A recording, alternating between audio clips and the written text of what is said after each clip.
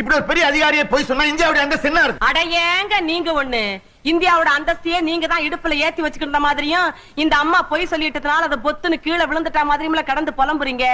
Election டயத்துல எம்புட்டு பேர் ஓட்டு வாங்குறதுக்காக உதார் விடுறாங்க.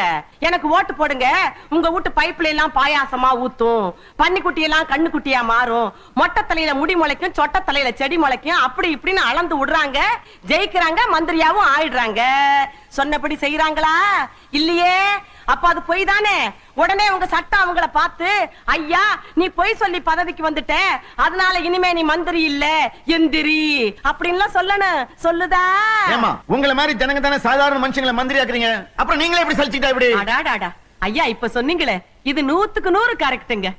எங்களால மனுஷங்களை மந்திரியாக்க முடியுது, மந்திரிங்களை தான் மறுபடியும் மனுஷங்களாக்க முடியல. ஆரோக்கியமான வாழ்க்கைக்கு ஆராவில் ஹெல்த் மிக்ஸ் auravil.in வெப்சைட்ல இருந்து வாங்கலாம்.